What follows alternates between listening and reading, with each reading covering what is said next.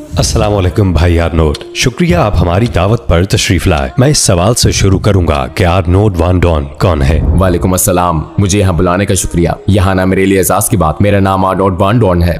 मेरी उम्र 56 साल है। मैं सन 2013 से मुसलमान हूँ अल्हम्दुलिल्लाह। मैं हैग नेदरलैंड में पैदा हुआ और वहीं पला बड़ा। मैं क्रिश्चियन बैकग्राउंड से हूँ और इसी हैसियत से परवरिश पाई मैं सियासत में एक्टिव हो गया। फिर PFF नामी इस्लाम मुखालिफ डच पार्टी का मेंबर बना, लेकिन मैं 2013 में मुसलमान हो गया अल्हम्दुलिल्लाह। तकरीबन 10 साल हो गए। मैं हाल इस मीडिया की दावत पर यहाँ इस्तांबुल में हूँ। वो एक प्रोजेक्ट कर रहे हैं। वो 40 से ज्यादा मुल्कों के सैकड़ों नौ मुस्लिमों के इंटरव्यू कर रहे हैं और मैं उनमें से एक हूँ। तो इस अजीम शहर में आना और ये इंटरव्यू देना मेरे लिए बड़े एजाज की बात है। अकीदे के लिहाज से आपकी जिंदगी कैसी थी? आपका किस पर ईमान था? मैं क्रिश्चियन के तौर पर पला बढ़ा। मैं Catholic school, Catholic sports club वगैरह में रहा। मेरे वालिद एक प्रैक्टिकल क्रिश्चियन थे। मैं इतवार और कभी हफ्ते के दरमियान चर्च जाता था, लेकिन मैं कभी 100% मुतमईन नहीं हुआ और ये सिर्फ मामूल का आना जाना था।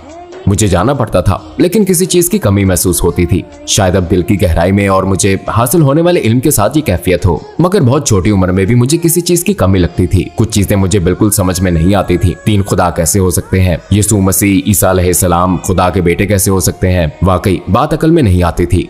फिर कुछ और चीजें भी हैं जो मेरे लिए बहुत अजीब थी। मसलन यीशु मसीह का खून और जिस्म, चर्च में ये सारी रस्मी चीजें देखने को मिलती थी। मेरी अकल में ये बात नहीं आती थी। मैं पूरी वजाहत न कर सका कि क्यों, क्योंकि उस वक्त मैं बहुत छोटा था, लेकिन मैं किसी चीज की कमी महसूस करता था। पहली मर्तबा आपने इस्लाम के बारे में कब सुना? इस मजहब के बारे में आपका तसव्वुर क्या था? मैंने मगरबी मुल्कों के ज्यादातर लोगों की तरह इस्लाम के बारे में मीडिया और सियासतदानों से सुना। इस्लाम को 9/11, औरतों पर जुल्म और दहशतगर्दी की तमाम सरगर्मियों की वजह से खतरा समझा जाता था। और नेदरलैंड और मगरबी यूरोप का मसला यह है कि लोग इस्लाम को खुद से स्टडी नहीं करते, वो बस मीडिया और सियासतदानों पर यकीन कर लेते हैं। तो मैंने भी यही किया। मैं इस्लाम के मुतालिक सिर्फ ये जानता था कि ये मनफी है, खतरनाक है। शायद मैं इस मजहब से नफरत करता था। मेरा यकीन था कि इस्लाम का मजहब समाज और हमारी आजादी के लिए खतरा है। जब मैं इस इस्लाम मुखालिफ सियासी पार्टी PFF का मेंबर था, उनके सबसे बड़े मकसद इस्लाम से जंग की मैंने हमायत की, क्योंकि मेरे ख्याल में ये जरूरी था और मेरा इस पर यकीन था। क्या ऐसे इस्लाम मुखालिफ प्रोजेक्ट्स थे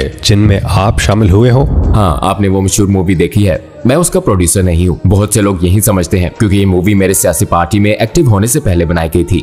लेकिन मैं मूवी को सोशल मीडिया पर प्रमोट करने और इसी तरह के दूसरे कामों में इसकी तकसीम करने वाले कुछ दूसरे लोगों के साथ था। यानी मैं इस ऑर्गेनाइजेशन और मूवी की प्रमोशन का हिस्सा था। ये चंद मिसालों में से एक है। जाहिर है अब मुझे इस पर बेहद अफसोस है, लेकिन मैं ऐसे कुछ प्रोजेक्ट्स में शामिल था, बिल्कुल था। किस वजह से आपको इस्लाम की तरफ कशिश महसूस हुई? मुझे फौरन ही इस्लाम की तरफ कशिश महसूस नहीं हुई। ऐसा नहीं हुआ कि मैं सुबह उठा और मुसलमान हो गया, जाहिर है नहीं। लेकिन मुझे इस्लाम के मुतालिक कुछ डाउट्स थे। ये बात मेरी अकल में नहीं आती थी। मीडिया हो, सियासतदान हो, ये सब कहते हैं इस्लाम बुराई फैलाता है और ये मुआशरे के लिए, हमारी आजादी के लिए बुरा है और ये बुराई से भरा हुआ है। लेकिन ये बात अकल में नहीं आती थी। दुनिया के 1.5 बिलियन लोग क्या सब बुरे, कुसीले और खतरनाक लोग हैं? हॉलैंड में 1 मिलियन से ज्यादा लोग मुसलमान हैं। क्या ये सब बुरे, कुसीले और खतरनाक लोग हैं? और कितने ज्यादा लोग मुसलमान हैं? बहुत से लोग अच्छे, नेक और दोस्ताना हैं, जिन्हें मैं खुद जानता हूँ, और वो कहते हैं कि आपको इस्लाम के मुतालिक जानना चाहिए, क्योंकि इस्लाम के बारे में आपके ख्यालात गलत हैं। हाँ, यकीनन। मगर मैंने कुरान पढ़कर इस्लाम के मुतालिक जानना शुरू किया। मैं मस्जिद गया, इमामों से, दूसरे मुसलमानों से बात की, खुद थोड़ी बहुत रिसर्च की। मैं लाइब्रेरी गया, और आप इस्लाम के बारे में जितना ज्यादा जानते हैं, ये उतना ही हर एक के लिए और खसूसन मेरे लिए वाज़ेह हो गया। लेकिन उस अरसे के दौरान मैंने जितना इस्लाम के मुतालिक जाना, ये उतना ही मेरे दिमाग से दिल में उतर गया। गोया ये एहसास हुआ, वाह ये शानदार है, खूबसूरत है, ये कुछ सवालों के जवाब दे रहा है, ये सब लोग गलती पर है, ये शानदार मजहब है। मेरे ख्याल में इस मजहब के पास मेरे सवालों के जवाब हैं। और जब आप इस्लाम को स्टडी करते हैं तो ये सब चीजें, सारे डाउट्स सब गायब हो जाते हैं, सारी खलाएं पुर हो जाती हैं, आपके तमाम सवालों के जवाब मिल जाते हैं। वो कौन सी पहली चीज थी जिससे इस्लाम के लिए आपके दिल में नरमी आई? ये वो सवाल है जो बहुत से लोग मुझसे पूछते हैं, और ये कुरान के सिर्फ एक खास हिस्से, एक मखसूस आयत की बात नहीं है, बल्कि ये खुद इस्लाम और पैगंबर सल्लल्लाहु अलैहि वसल्लम की जिंदगी की बात है। यहाँ नेदरलैंड में किताब है, इसका नाम है मोहम्मद, और ये आप सल्लल्लाहु अलैहि वसल्लम की जिंदगी पर है। इसने भी मुझे बहुत मोटिवेट किया। मेरे लिए तो ये एक रिसर्च थी। मैं इस्लाम के मुतालिक स्टडी कर रहा था, और ये मेरी मुफाद परस्ती के बायस बहुत सुस्त रफ्तार अमल था। यानी ठीक है, मैं इस्लाम को स्टडी करूंगा, लेकिन ये सब झूठे हैं और ये सच नहीं है। ये मुझे ब्रेन वॉश कर रहे हैं। मस्जिद में होने वाली बातें, हाँ वो बहुत अच्छी होती हैं, लेकिन मेरे ख्याल में ध्यानदार नहीं थी। लेकिन आप जितना ज्यादा सीखते हैं, आप खुले जहन से इस्लाम पर जितनी ज्यादा रिसर्च करते हैं, खुले दिल खुले जहन के साथ ये करना बहुत जरूरी है, तो फिर आप सच का इनकार नहीं कर सकते। बहरहाल एक लंबे सफर के बाद एक गैर मुस्लिम से तकरीबन मुसलमान होने तक मुझे तकरीबन 1 साल लगा, लेकिन आखिरकार मुझ पर यह वाज़ेह हो गया कि इस्लाम एक शानदार मजहब है और 2013 में मैंने कलमा पढ़ लिया, अल्हम्दुलिल्लाह। आप उन लोगों के बारे में कैसा महसूस करते थे जो इस्लाम के खिलाफ ये सारा झूठा प्रोपेगेंडा कर रहे थे? मैं असल में मिसगाइड हो गया था। मेरा हमेशा से एक ख्याल था कि नीदरलैंड और मगरबी यूरोप में मीडिया दयानतदार और मकसीदियत का हामिल है, और यही ख्याल सियासतदानों से भी मुतालिक था कि वो दयानतदार और अक्लमंद लोग होते हैं, वो हमारे लिए, हमारे तहफ़्फ़ुज़ और हमारी रहनुमाई के लिए है। लेकिन मैंने उन्हें धोखेबाज महसूस किया। मतलब जब आप इस्लाम के बारे में जानते हैं तो आपको ये भी मालूम होता है कि इस्लाम के मुतालिक उनकी हर बात गलत है, ये मनफी है। तो मैं असल में बहुत मायूस हो गया था क्योंकि उन्होंने मुझे ब्रेन वॉश करके एक इस्लाम मुखालिफ इंसान बना दिया। आपने कलमा कैसे पढ़ा? क्या आप हमें उन लम्हों में ले जा सकते हैं? जब मैंने इस्लाम कबूल किया तो मेरी उम्र 45 साल थी। मैंने मस्जिद में कलमा पढ़ा था। मैं वहाँ पहले भी कुछ मरतबा गया था। मेरे जहन में इस्लाम के मुतालिक कुछ सवालात थे, तो उन्होंने कहा आप मस्जिद चले जाएं और वहाँ आप अपने सारे सवालात पूछ सकते हैं। मैंने कहा नहीं, मैं मस्जिद नहीं जाऊंगा क्योंकि वो शायद मुझसे नफरत करते हैं और मुझे वहाँ आने नहीं दिया जाएगा। लेकिन मुझे वहाँ वेलकम किया गया। उन्होंने मुझे इनवाइट किया, आप अंदर आ सकते हैं। वो बहुत दोस्ताना थे। वहाँ चाय और दूसरी चीजें थी। मैंने वहाँ बातों में घंटे गुजार दिए, और ये भी एक चीज थी जो मेरे लिए कंफ्यूजिंग थी क्योंकि उन लोगों को तो मुझसे नफरत करनी चाहिए थी। ये इतने दोस्ताना कैसे हैं? ये इतने खुले जहन के कैसे हैं? ये मेरे तमाम सवालों के जवाब कैसे दे सकते हैं? ये भी एक चीज थी जो मेरे इस्लाम कबूल करने का जरिया बनी। ये मैंने बहुत राजदारी से किया क्योंकि अगर लोगों को ये पता चल जाता तो मेरी मुलाजमत जा सकती थी, मेरा होता जा सकता था। लेकिन उस वक्त मैं हिचकिचाहट का शिकार था। मैंने मस्जिद में कलमा पढ़ा था, लेकिन लोगों के सामने नहीं। मैं छोटे से दफ्तर में था जहाँ इमाम भी नहीं थे, बस मैं और मस्जिद का एक रज़ाकार था जो एक रहनुमा के तौर पर इस पूरे अमल में मेरी रहनुमाई कर रहा था। हमने कलमा पढ़ा मगर वहाँ कोई और नहीं था।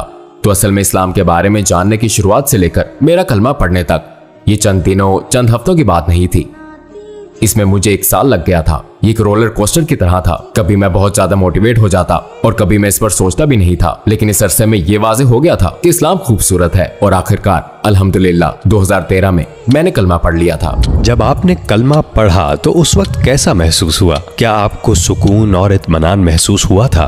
हाँ बिल्कुल, शैतान तो मौजूद ही है। आखिरी मिनट में भी वहाँ वो सरगोशी कर रहा था, नहीं ये मत करो, और ये कि तुम ब्रेन वॉश हो गए हो, रुक जाओ। इस्लाम कबूल करने से 5 मिनट पहले तक भी। लेकिन कलमा पढ़ने के बाद महसूस हुआ जैसे बहुत भारी बोझ उतर गया हो। मैंने हकीकी खुशी महसूस की। मैं अपना एहसास बयान नहीं कर सकता।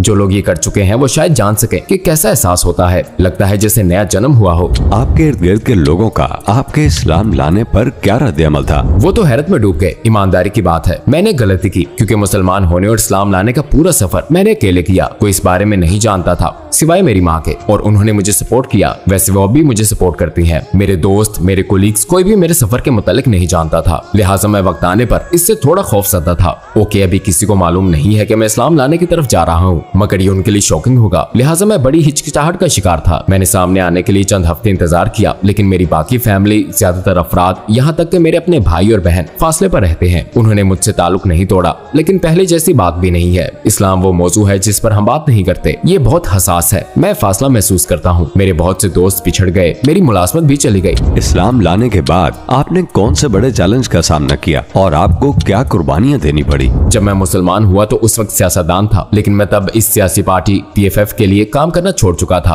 क्योंकि इस पूरे अरसे में ये वाज़ेह हो चुका था कि यहाँ मेरी जगह नहीं है।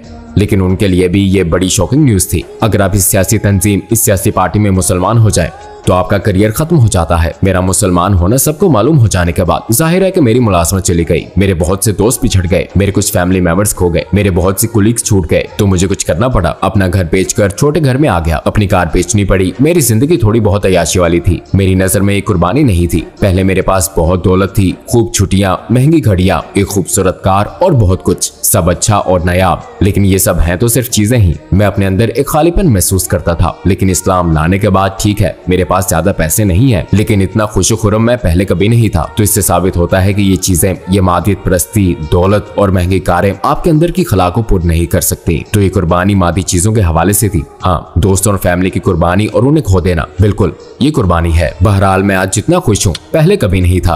आपके मुसलमान होने के बाद क्या किसी और ने भी आपसे मुतासिर होकर इस्लाम कबूल किया?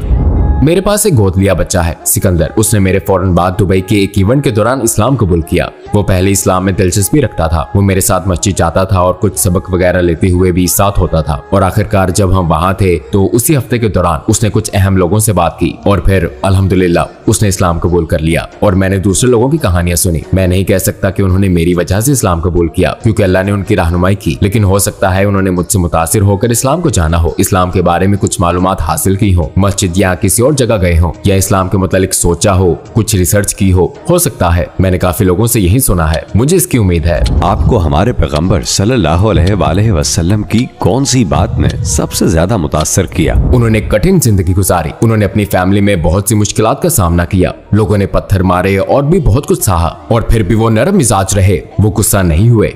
वो उसी तरह सब्र करने, माफ करने वाले, दोस्ताना, मुस्कुराते चेहरे, अदब, इखलाक वाले रहे। इन तमाम मुश्किलात अपने मुकाबले पर मौजूद इन तमाम चीजों के बावजूद उनके किरदार में कोई तब्दीली नहीं आई, और मेरे लिए ये बहुत मुतासिरकुन बात है। और मैं भी यही चीज अपनाने की कोशिश कर रहा हूँ। अपने पैगंबर सल्लल्लाहु अलैहि वसल्लम जैसी जिंदगी गुजारने की अपनी सी कोशिश कर रहा हूँ। इस वक्त आप कौन से प्रोजेक्ट्स कर रहे हैं? मराकश में हमारे कुछ छोटे प्रोजेक्ट्स हैं, जहाँ हम गरीब लोगों, गरीब फैमिलीज की मदद करने की कोशिश कर रहे हैं।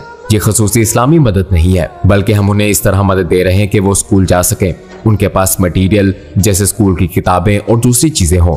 हमें बहुत से बिजनेसमैन अतियात देते हैं और हम सड़कों पर रहने वाले लोगों के लिए छोटे छोटे घर बनाते और दीगर फलाही काम करते हैं।